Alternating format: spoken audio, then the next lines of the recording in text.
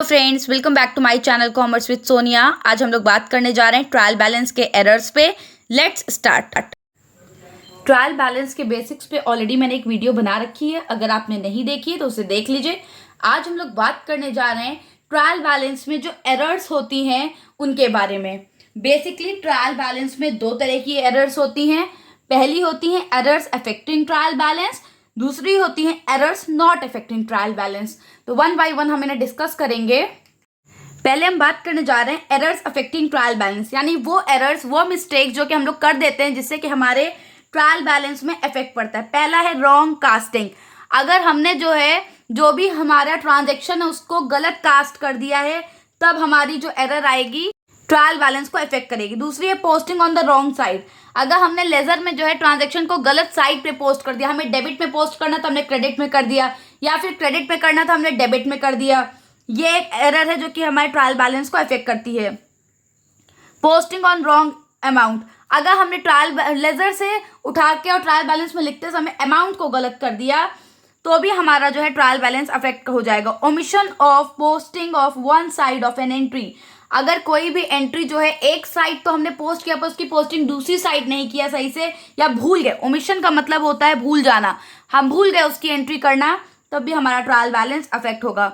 Double posting in a single column. इसका मतलब है जो ट्रांजेक्शन एक बार डेबिट और दूसरी बार क्रेडिट में पोस्ट होना था, हमने दोनों बार एक ही कॉलम में उसे पोस्ट कर दिया है।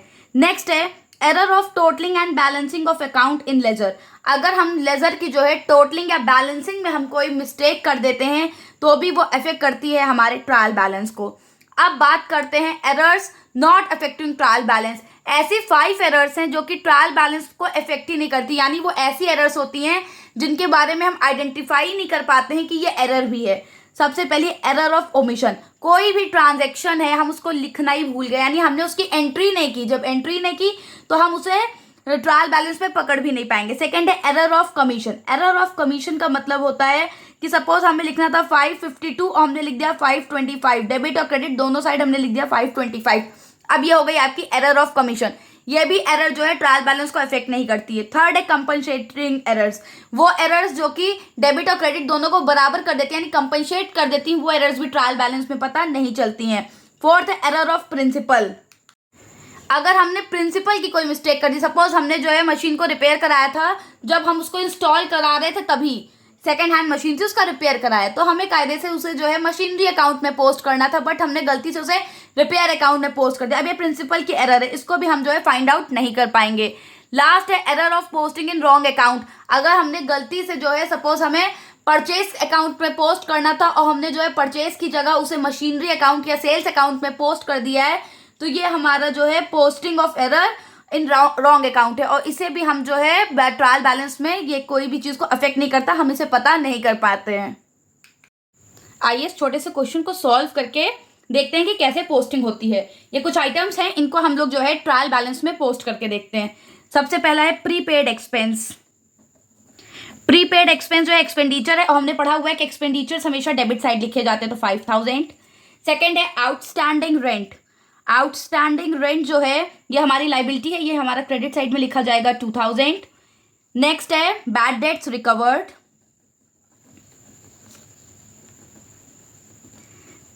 बैड डेट्स रिकवर्ड हमारी एक तरह से इनकम है, गेन है, ये क्रेडिट साइड में लिखेंगे। नेक्स्ट है इंटरेस्ट ऑन इन्वेस्टमेंट्स।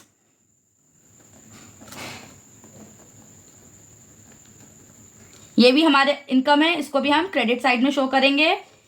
नेक्स्ट है due to Mohan.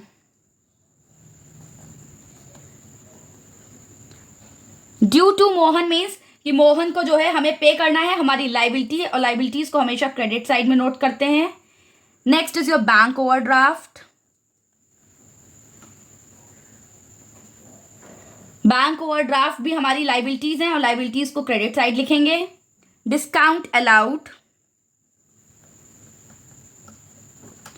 Discount allowed हमारा एक्सपेंस है, and expenses are debited. Due from Vinod.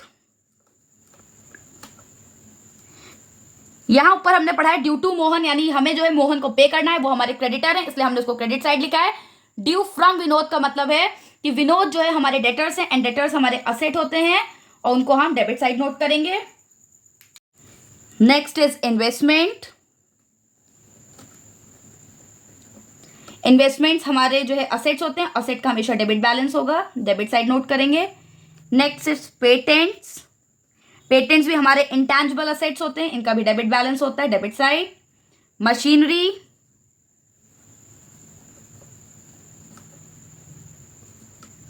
Machinery का भी जो है डेबिट बैलेंस होता है क्योंकि असेट है।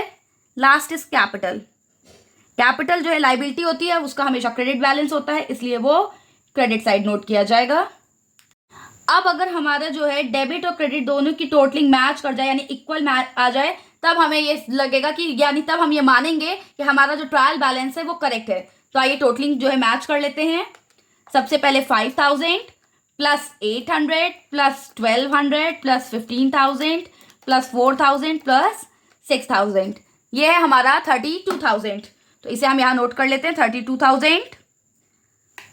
अब क्रेडिट साइड की टोटलिंग देख लेते हैं। 2,000 plus 4,000 plus 1,000 plus 5,000 plus 2,000 plus 18,000, ये भी है हमारा 32,000। इसका मतलब ये है कि हमारी डेबिट साइड और क्रेडिट साइड की टोटलिंग मैच कर रही है, दोनों बराबर आ रहे हैं, हमारा ट्रायल बैलेंस मैच हो रहा है। इट मीन्स हमने जो भी पोस्टिंग्स की है ट्रायल बैलेंस में वो हमारी करेक्ट है।